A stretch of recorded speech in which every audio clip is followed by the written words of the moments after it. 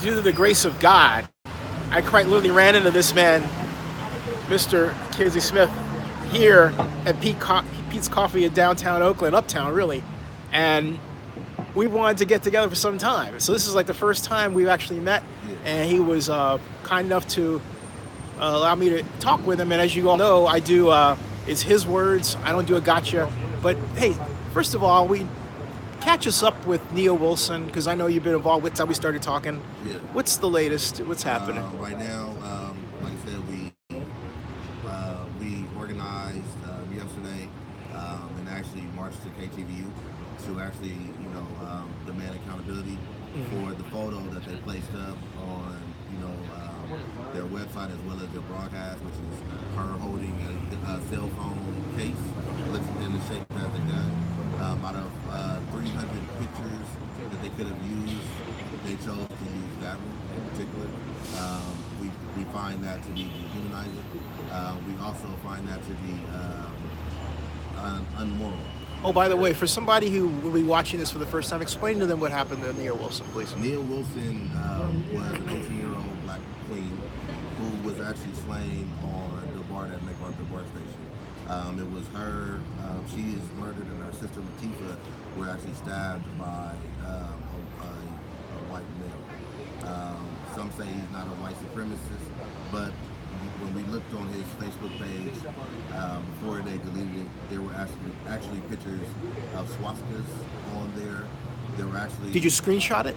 I did not screenshot it. My brother screenshotted some of the information before it was deleted. There's pictures of him with no grills. There's pictures. I'd like to have that, mainly because I've got a conversation going with the Proud Boys, so that would be very valuable for me to get a hold of. Thank you. There's also posts on there where he says, "I tell the black bitch to suck my dick," things of that nature. This offensive language that should not have been posted, especially for that type of individual. The family can say that he's mentally unstable. They can use that all day and night. We, when I say we, we're talking about minorities. We know the real truth. We'll just keep it at that. We know the real truth. And where are you with your city council race? You decided, it's an open-ended question. Let me start it another way. What was the aha moment where you said, I'm going to run for council? To be truthful with you, because we're also talking with people who may not know you, right? Okay, so the situation is, a lot of people don't understand that I actually mentor kids. I can't actually have them in the same vicinity. Like, I mentor kids in North Oakland, I mentor kids in West Oakland, and I mentor kids in East Oakland. And so we were talking about politics, and I was talking about, voting and voter registration. And I was talking about, you need to have your voices heard. You guys are now 18. You guys, can change the dynamic of Oakland City with your votes. You can talk about, zoning, parking, and all these other things, and have your voice heard. So the kids were like, I'm not voting, So I said, why are you not voting? And they said, the reason why we're not voting is because we don't know nobody. So this is a different element for these children or these kids that are now 18 out here in the reality world. They're on their own. And so I said, jokingly, I said to each, set of individuals, I said, what about if I ran, for, city council? And they started laughing, and they said, well, if you ran, then I would register to vote, and I would vote for you. Well, high five. So high five. That's huge. The thing, like I said, the thing about me is, it's not really about myself. It's actually trying to engage and getting these youngsters to actually vote. Right. That's all this whole situation is about. It's not a publicity stunt. It's actually trying to encourage our youth, our young adults, to actually rock the vote. Wow. So, for those people who may not know, because there's a tendency to go inside baseball on things, folks, this is the man who was the victim of Jessica Schulte's illegal use of a cell phone to call 911 because you're barbecuing. Bbq Becky, yeah. I mean, take us back to that for did she just happen up on you guys? So Just so basically we got out the car. yeah. And we started putting our stuff, replacing our stuff, as far as like our charcoal. We started building our charcoal grill. Got the charcoal bag out the car. We got some other like, I'll say plates. Took out the folding table. Lady walks up to us. Hey, how you guys doing today? We're like, fine. How are you? And she looks at us and she goes, oh, I'm having a bad day. And now you guys are too. And we're like, What? That's how she said it? yeah, and then we're like, what are you talking about? And she's like, I bought Lake Merritt. She sounds like, she sounds like Gru in Despicable Me. Yeah. I'm having a bad day. she's like, so I bought the lake for $5.7 million. So we're looking at it. She said what? She said she bought Lake Wait, Merritt. repeat that. Say what? She told us she bought the lake for $5.7 million. And she said that we were trespassing on private property. She said that we did not have the rights to barbecue on her property. And she said we were underneath citizen's arrest. What? And then she proceeded to... totally nuts! Then she proceeded to call the police. Excuse me. Freaking nuts, man. I'm sorry. I didn't realize. Wow. She proceeded to call the police. And we were like, for the first hour, literally, we thought we were on some like hidden camera show, like literally, so we're looking for the hidden cameras. Like, right. For this first hour. Right. But then it went to the second hour. And the second hour when she got like more aggressive. The first hour? Excuse me, this went on for like the first hour? Yeah, so with a lot of you guys only seen like 25 minutes. Right. This went on for 3 hours and 25 minutes. Holy shit! Yeah. So man! Like I said, like the second hour was like more aggressive. The language had changed. She was harassing you guys from jump. From jump. Like literally, like if you look in the video, there's two, like right on the side of us, there were two gay men, and they were actually barbecuing, and their barbecue pit was like this big. Mm-hmm. And she never once said anything to them.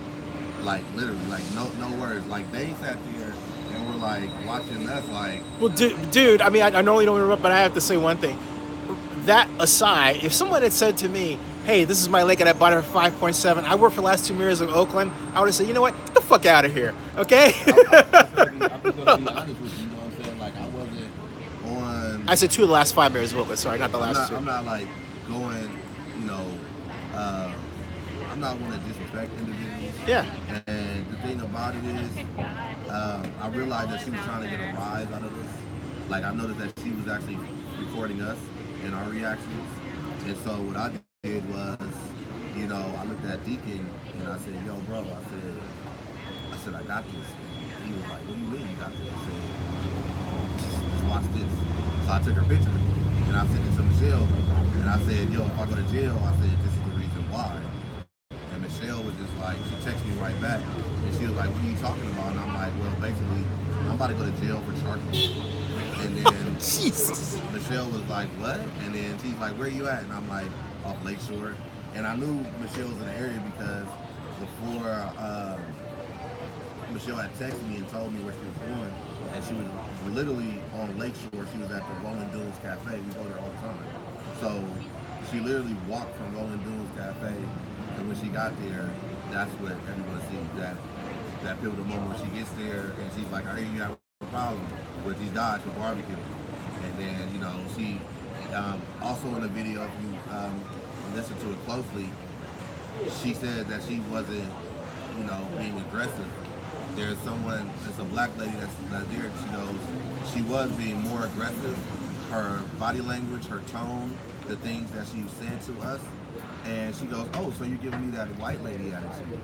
And then she's like, you know, like she never once denied this, you know what I'm saying? Like literally, you're seeing a complete different person with this video coming from. When she knows she's being recorded, like literally. Man, I was off the boat when she said she owned the lake. Yeah. After everything else was kind of like, you know what? Like I said, like because I'd have called the police on her just on general principle. Nah, I'm gonna be honest with you. I wasn't on that. Like I said, I'm not on that level. Yeah. And like I said, when the police got there, they realized what was going on very, very quickly. When I say very quickly, like they looked at the charcoal, they looked at the barbecue pit, uh, and the officer apologized. He said, "You guys are a victim of racism." And He said that. yeah, Wait, high five, man, because Yep, that wasn't reported. yeah. No one Like ever I said. said, Wow, that's huge. And like I said, it was like I said for us, literally, and I'll stress this: it was literally about survival. Yeah. Because when you're faced with someone that's unpredictable like that, call the police, and they're sitting there literally telling you, you know what I'm saying, you're going to go to jail, you know, all this, you know, blah, blah, blah, blah, you know, you really have to, you know, think about how am I going to make it out of this situation? Yeah. You know, how I'm going to face this. And a lot of people have said to me, well, I would have beat her up and I would have did this. And No, that's wrong.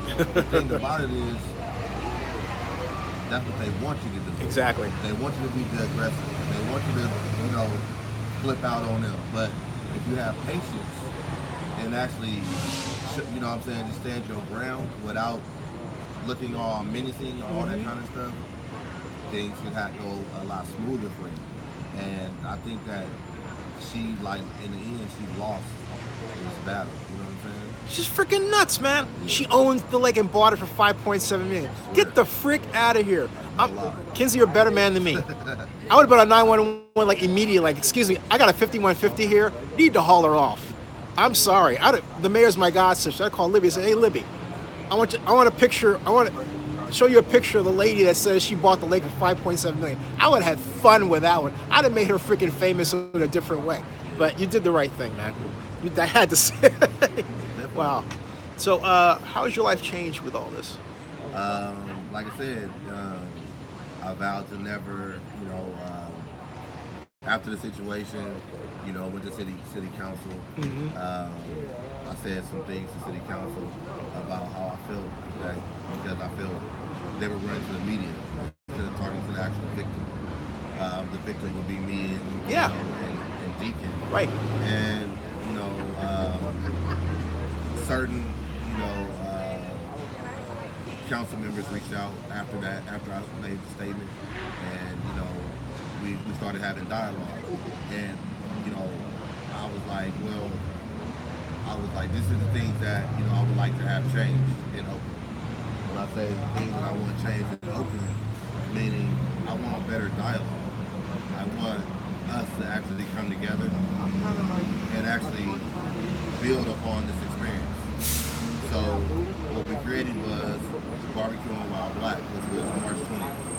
And that was the biggest thing since Festival of the Lake since 1997. I was in Fayetteville. I saw it got on CNN. Yeah, and like I said, you saw all different, like, I met people who came out here from LA, from Seattle, from Chicago, from New York.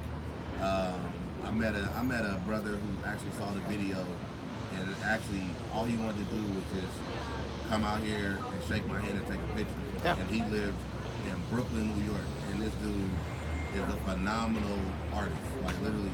And I just was amazed, like, that it had reached that far. So since that situation, we've done Bbq While Black. Me and Oso have created a nonprofit organization called True Brothers at the Lake, which is a nonprofit aimed at kids 13 to 18.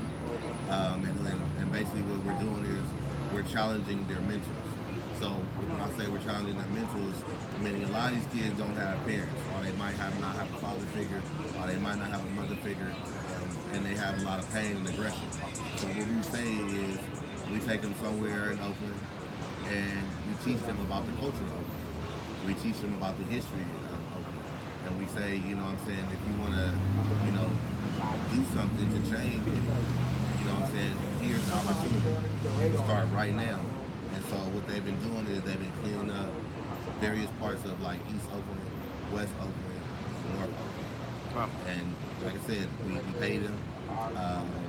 And also with the young man, well, not young man, but JJ took a video of Henry Sente. Yeah. Throwing. I met Henry. Stuff in the lake. That night when the video went out on Facebook. Sure. I went out that same night and I gave Drew blanket, I gave him some food, and I gave him some water, and I told him I'll be back on Saturday.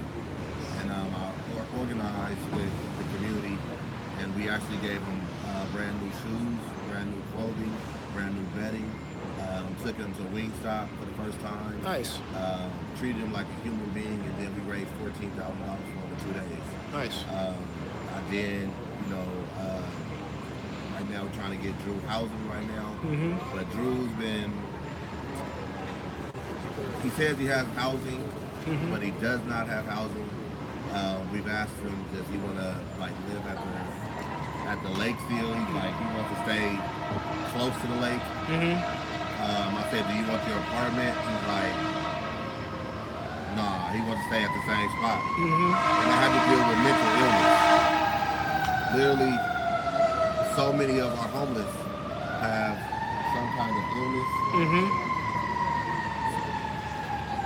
So many of our friends, our homeless people, have illnesses that are actually, we need better. Absolutely. We need better medicine. Yes. We need better doctors. Absolutely. We need better health care for the homeless. Instead of just passing them by, why don't you try to treat them with a little bit of respect, some decency, and actually get to know them. Me and Drew bonded in 72 hours. Wow. A lot of people don't understand that. And what's his real name? Because someone said it was Greg. His name is Greg Markson. Okay. But, you know what I'm saying, he wants to be called Drew. Gotcha. Okay. So Drew's like a nickname, basically. Yeah. So, what a lot of people don't understand is that I bodyguarded for this man for 72 hours. Oh. The reason why is because my friend and colleague, which his name is Matt Nilsson, was attacked by Henry Sente. Matt Nilsson of Presente. Huh? The executive director of Presente. Yeah, I know Matt. So Matt went to go check on Drew. I had left to actually go get Drew some more items. And when I left, Henry Sente returned to the lake, and him and Matt got into it, and he attacked Matt. So what I did was, when Matt, posted a video of him being attacked, I returned with the supplies for Drew, and I stayed out there for 72 hours. Hey, have you had a chance to meet Henry?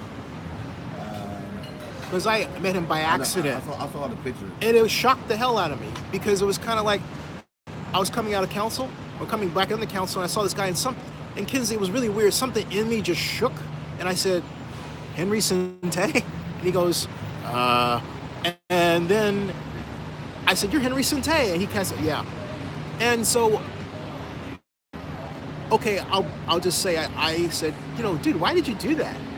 And he said, I know I did the wrong thing. I was shocked at the person I met, given what he had done, okay? And he said, I want to be a better man. He wanted to have a private conversation, but I think in the spirit of our conversation, I think it's important to just basically tell me what he told me, because we were talking to him. Jesse Smith, who walked in there, he's running for mayor. He was there. He saw it. We both talked to him. And I said to him, you know what? Do you realize you're lucky you're not black? Because I said, if you were black, they probably would have shot you. And he goes, I said, because people think you're racist. He goes, I didn't know that. I mean, I said, I said, dude, were you drugged? I said, were you drugged? Were you on drugs or something? Like I said, I'm not gonna speak on, my real feelings for Mr. Sente. I will say, I know there were people who were mad that I presented him the way that I did, but I was just being honest. They were saying, like, how can you say? I said, but look, I'm only telling you how the guy hit me. I'm not here to judge anybody. I don't have to yell at him to know nobody.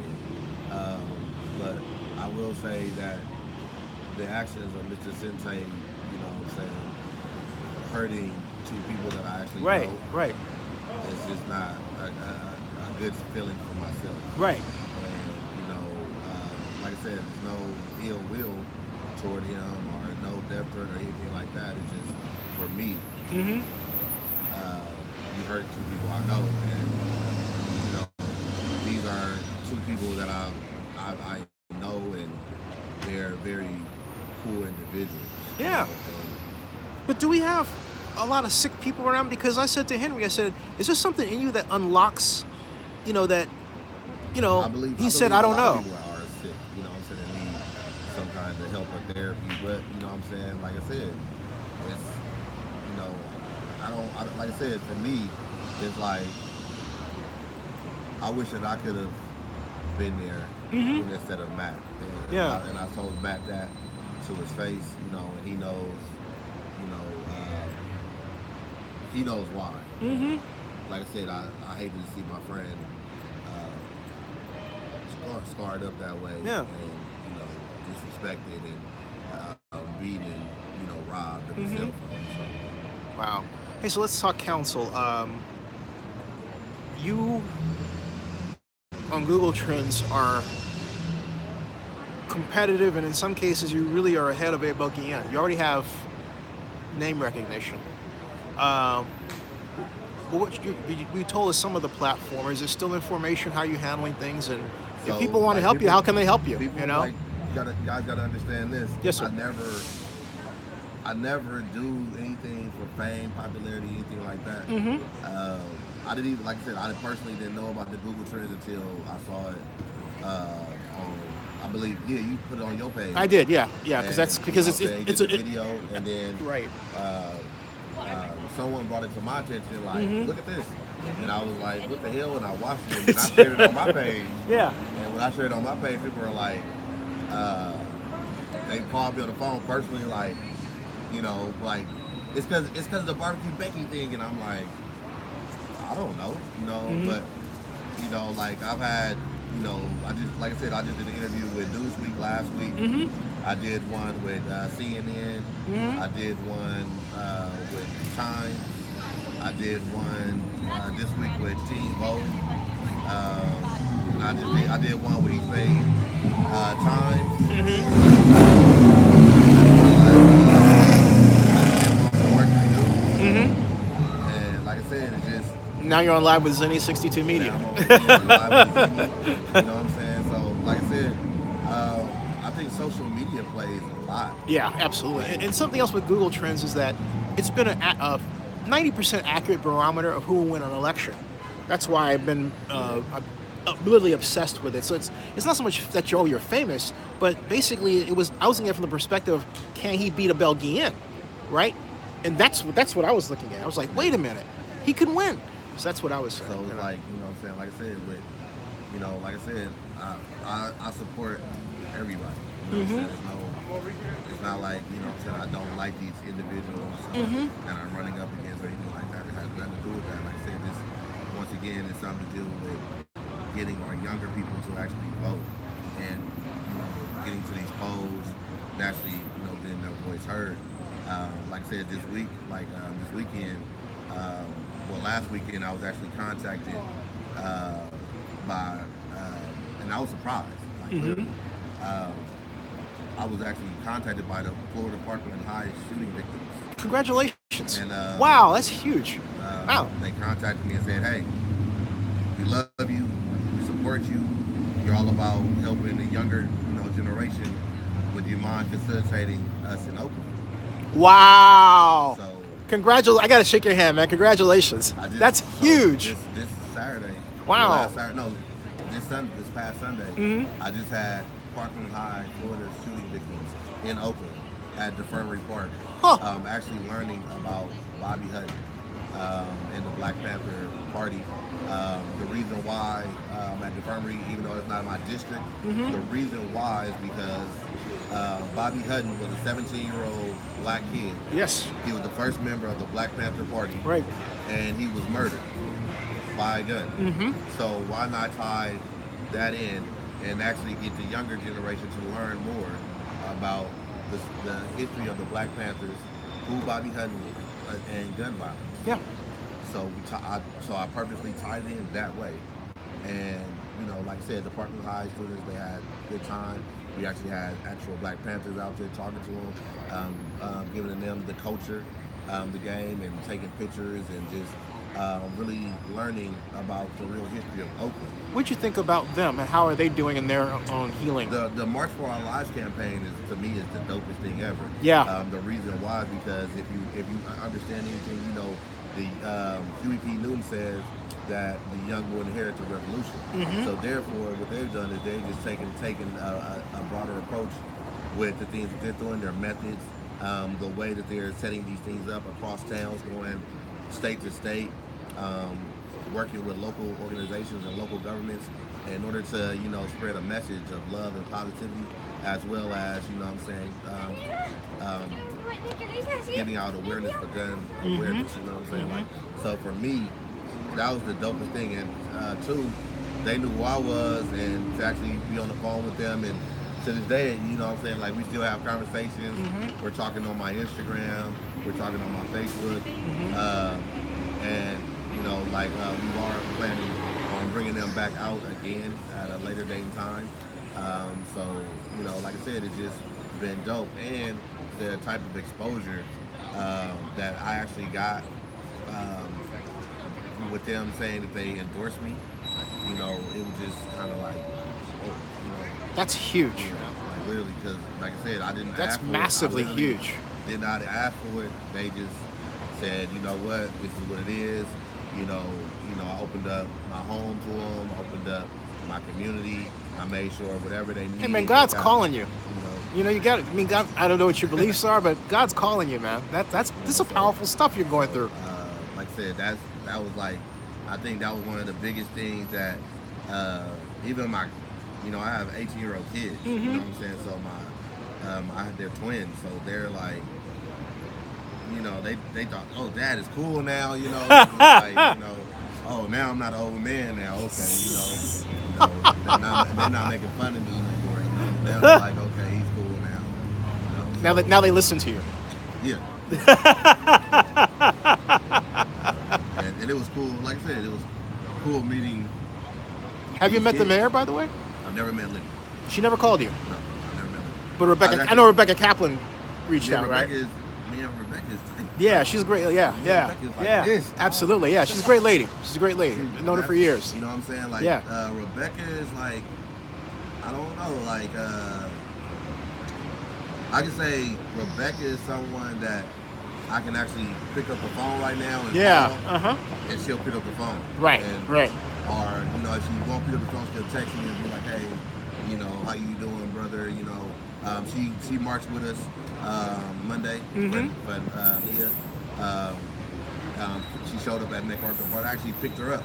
There's a video of me picking her up and lifting her up and putting her on the platform to address the public. You know what I'm saying? And to let the public know that, you know, she stands in support, in solidarity. Was she the only council member to show up? Lynette met us at McWeston. Okay. Lynette met us at McWeston. But Dan Calb, that's his district. He didn't show up. District 1. Oh yeah, he did. Good for Dan. Okay, good. He showed up at MacArthur Park. He good. was there. Good. I didn't speak to him. I spoke to the news people, of course. You know, but they kept asking me for interviews, and I told them I didn't want to do it. The reason why is because as a person of integrity, I was asked to be security, and I did escort a bad apple away from the family at MacArthur Park. Good for you, man. That's something else. How can people help you on your campaign? Man, you have a website or something? Well, basically the website should be done soon. Okay. But it's going to be Kenzie, the number 4 in Oakland. Kenzie for Oakland if you got Instagram. Kenzie for Oakland if you got Twitter. Like I said, you can hit the link if you want to donate. I'm not asking. I actually just turned down $20,000. Wow. The reason why is because the person, people may say like I'm crazy, but the thing about it is this: I'm not for sale. None of this is for sale. Like, I do this out of kindness of my heart. And when you're telling me you give me $20,000 to promote a product that I don't believe in for my campaign, I'm going to say hell no. Yeah. I'm not going to push a product up on kids or adults that honestly don't even believe in. So I want everything to be organic, community awareness, and community raised. So that's, like I said, the many grassroots. Have you met Abel Gann? Did he reach out to you? I did not meet Abel. I have actually seen him in person. He came to Barbecue While Black on July 1st, passing out his flyers and things of that nature. And you know, like I said, he nubbed me. You know, like I was like, hey, but that's about it. Like, you know, I've never had a face-to-face contact, you know, with the man. Like I said, you know what I'm saying, I wish him the best of luck. Did he nub you before or after you declared it to run?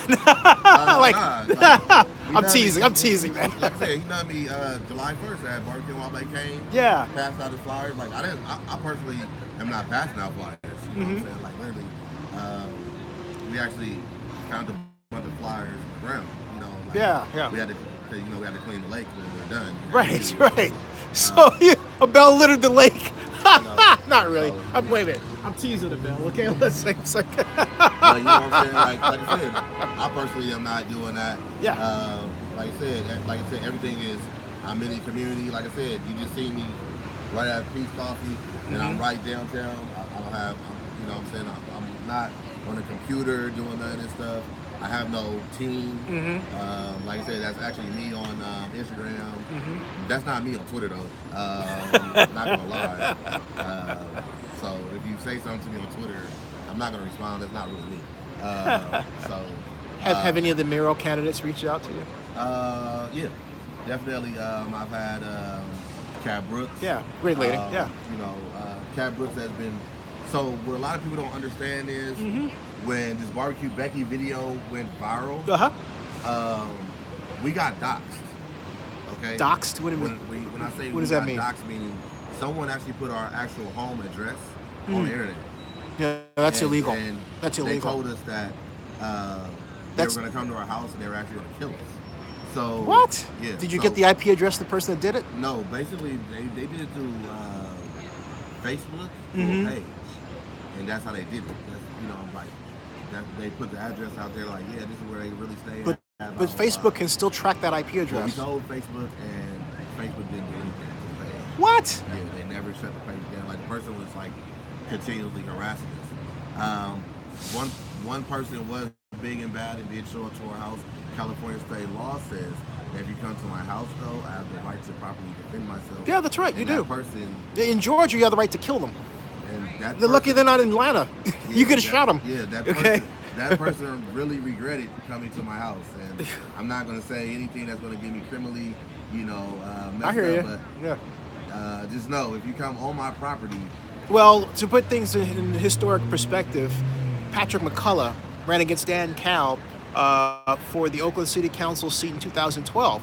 In 2005, he had a problem where drug dealers came to his property harassing him. He shot one of them on premises. No jail time because he was defending himself. Just saying. That was here in Oakland. So you can defend yourself in that way. You can defend yourself, okay? Like I said, the person regretted coming to my property, and that's all I'm going to say. So, but yeah, so with Cat Brooks actually reached out to my family, and basically Cat Brooks actually had security monitoring my house, and you know, definitely that was the most dopest thing ever, to make sure that we were able to sleep comfortably and not have to worry about a lot of individuals coming to our home, disrespecting, you know what I'm saying, my family. That was cool. I know Marshawn has reached out to me. We've talked, you know. Marshawn Lynch? No, the other Marshawn that's running for mayor. Tapmine, just interviewed him. He reached out to me. I interviewed him on earlier this week. Yeah. You know what I'm saying? Like, he was at the visual. Yeah, because he was headed over there. I met him and ran into him at Beach House restaurant, and his campaign manager was a campaign manager for Jarvanka Beckles, who I've also posted information about, as well as Buffy Wicks, because it's, you know, Oakland News Now. And we did the interview right then and there. So yeah, that just before the vigil. Yeah. So, you know what I'm saying, we definitely got that and talked, and then no one else, the mayor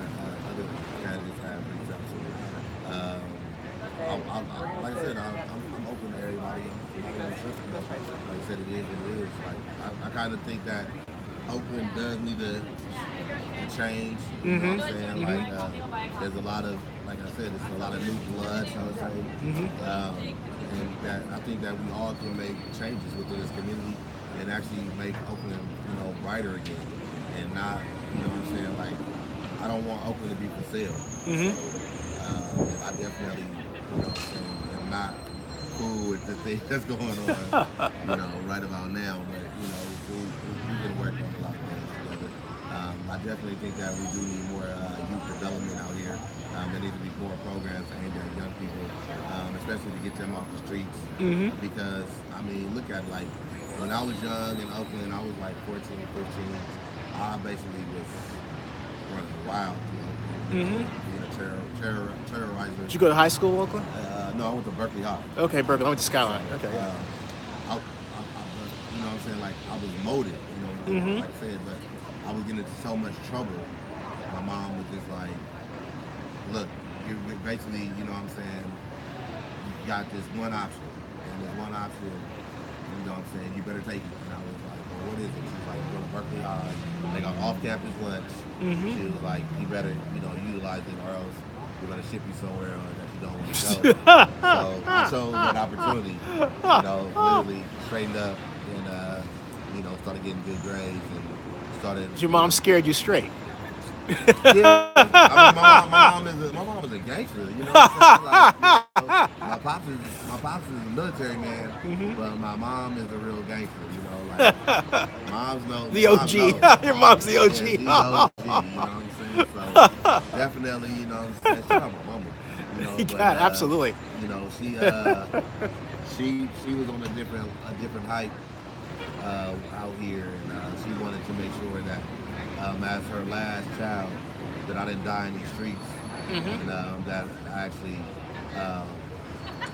wanted to have purpose, meaning in life. You've been here. Is Oakland better or worse than it was, say, 5 years ago or 10? Oakland, so I'll say Oakland is a lot better, but at the same time, Oakland is changing. Yes. And when I say it's changing, it's meaning like, I don't mean like we can look past gentrification. Okay? We look past that. But what I notice is that there's not a lot of minority shops. Right. Absolutely. Minority businesses. Right. And I'm like, I like to start seeing that. In Oakland, and actually, whether we get out here, we get kids out here, we get a business license for them, and let's open up a lemonade stand somewhere around here. Yeah, or, right. Whether it be a weekly, just you come out here Saturday and Sunday, and you know what I'm saying, whatever money you make, that's your money. We have to start teaching these skills. We have to actually teach, how to be entrepreneurs. We have to start teaching what it takes in order to run a business. Me and my brother, we run businesses, like we pay taxes, and that's just how it is, But I noticed that there's a lot of these pop-ups, like especially like if you go to the lake now, there's people out there, they get a tent, they're selling them wares, but we got to start educating them on how to move up. Yeah. You know what I'm saying? Like the lake is one thing, but getting at the building is another thing, and keeping that building is another thing. We have to start transitioning, and when we start transitioning, I think that's where we'll have a better Oakland. We'll have, the Oakland that I grew up in. Yes. You know what I'm saying? And, I'm pretty sure others, what I'm saying? I did. Yeah, I've been here since '74. So yeah. So you know about the culture change. I remember Arnold Bello used to have his office right down the street here, Oakland Business Development Corporation. So yeah, and it was very normal for us to help and get low interest loans to black businesses, and a lot of that was fueled by redevelopment, which Jerry Brown got rid of. Yeah. But we used it like a scalpel for job training and everything else. Like I said, I've been around since I'll say I've been here for 37 years. I done been to Elohim, Ron Dell. Elohim's my boss. You know, all Yeah. you know, like you know, I was here when God bless this man. Mayor, or who are you thinking about? It wasn't the mayor. He was a reporter. He was murdered. My friend, Chauncey Bailey. Yeah. I'm talking about, like, literally, I was here for that. I was here when they was running through the Muslim bank. I was here, the riders. Yep. You yeah. I interviewed the Bay brothers too. Like I said, I've been here. You know what I'm saying? Yeah. Like, you know, I played Oakland Dynamite football. You understand me? Yeah. You know, our rivalry was with Berkeley Cougars. We used to So you got to be a Raiders fan. You know what I'm saying? Like, so you got to be a Raiders fan. Yeah, what's up with it? So, like I said, it's a difference between new Oakland versus old Oakland. Yeah. You know what I'm saying? Like, I'm trying to bring back our core traditions, like what I grew up on. I want to bring back those values. Like, when I just had a talk with a lady yesterday, and I said, "Can I ask you a question?" She said, "What's up?" I said, "Do you know your neighbor down the street?" She looked at me and she said, "No." She said, "When I see my neighbor, I say peace, or I say hi." I said, "But how long have you been living on your block?" She said, "I've been living on my block 7 years." I said, "Out of 7 years, I said, you don't know your neighbor down the street." I said, "Do you know that's a bad sign?" Very much I said, so. "But right. we can find anything we want on social media." Exactly. Yep. But yet still, the values have been taken away. Yep. So now, what I'm trying to return is, when you can go down the street to John and Mary house, can I get a cup of sugar? Yep. Can I get some peanut butter? Yep. Can I get a pack of Kool-Aid? Or can I get some tissue? Or whatever the case may be. You know what I'm saying? We have to return to those core values. I completely agree. Because, like I said, everything is now social media. Yeah, I call it the other layer. You know, we can walk right past these group of people. Sure, yeah. Yeah, exactly. And I think it's caused a certain kind of mental illness myself. I don't know what you think, but, you know, I think it's screwed certain people up. Yeah. Hey, Raiders fan, what do you think about the Raiders trying to move to Las Vegas? I hate it. I do. I mean, my cousin is Marshawn Lynch, Josh Johnson. So this is their last year here. Yeah. Well, actually, maybe not. They just haven't signed the lease yet. You know, they ain't got nowhere to go. But you know what I mean. You know, that's what they're reporting. No, the reporters don't look. Pay attention to me, okay? I'm just saying. They screw it up. Those people don't know what they're freaking talking about. I'm not. You know what I'm saying. Let me tell you something, young man. All right. They're not going to finish that stadium until August. They have a 2020, got a 3-month moving date. They can't play the full NFL season, okay? Yeah. So they ain't got no place to go. They go over to Levi Stadium. They got to pay $14 million. The Raiders have the lowest net operating income in the NFL. And there, I've said my piece. Like I said, the platform's back to you. like I said, it was reported that this was the Raiders last year here in Oakland, California. It's not. And all I'm saying is, you know, as a Raider fan, I am truly hurt by the choice to move to Las Vegas when, you know, Oakland, we fought tooth and nail to get our Oakland Raiders back from LA. Right. Once we got our Oakland Raiders back, you have no idea, you know, the pride that brought to the city, to the community, and to everyone, black, brown, Asian, whatever minority it was, it brought us together. Whether you dressed up as a Raider lunatic, whether you came through with the silver and black gear on, tailgate parties is the most crackiest parties in the world. I'm curious because as council member, you'll have to deal with this or something like it in the future. The reason why the lease hasn't been signed, originally I was told it was going to be today, and I just came from the JPA meeting, is, and I know the Raiders like the back of my hand. They're playing chicken with the city. They want to see if the city sues them. If the city files a lawsuit, then they say they're not going to sign the lease, but they don't have any place to go. What do you think about suing the Raiders? If you were a council member, how are you? I'm not suing nobody. Okay. The Raiders, you know what I'm saying? If the Raiders want to leave, the Raiders want to leave. But I believe that they owe their fans they owe their fans the love. Yes. They Yes. owe their fans their best this season. They need to go out there and win the Super Bowl. Period. Point blank. Do it for Oakland. Do it for us. Do it for the fans that's been supporting over all these years. Mm-hmm. You know, the silver and black faithful. We need that. We need that, and we want that. You know, period. So Raiders, y'all better win the Super Bowl. There you go. Marshawn better get over 1,000 yards rushing. Derek Carr, you know I love you, bro. You know you the man. But Derek Carr, no interceptions, no fumbles all season. Do your thing. This is probably the longest interview you've given, huh? No. It's not? Oh, dang. The longest interview I've given was CNN. CNN was 4 hours. They had you on 4 straight hours? Whoa. Yeah, I'm not going to top that one.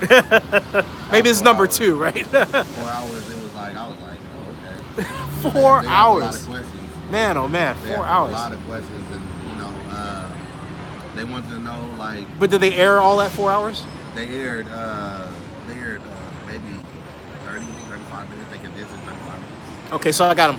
This is longer. This is already up. All right, so I win. I win. It was cool though. Like it was just like they just wanted to know like how I felt about certain issues. And did I support certain things? And I'm like, okay, you know what I'm saying? Like you get this is a questionnaire or whatever. Like, you know, it's all good. Hey man, I know you got the rest of Friday to live. No, I just gotta, you know, like I said, I just got certain family obligations. Like I said, I have.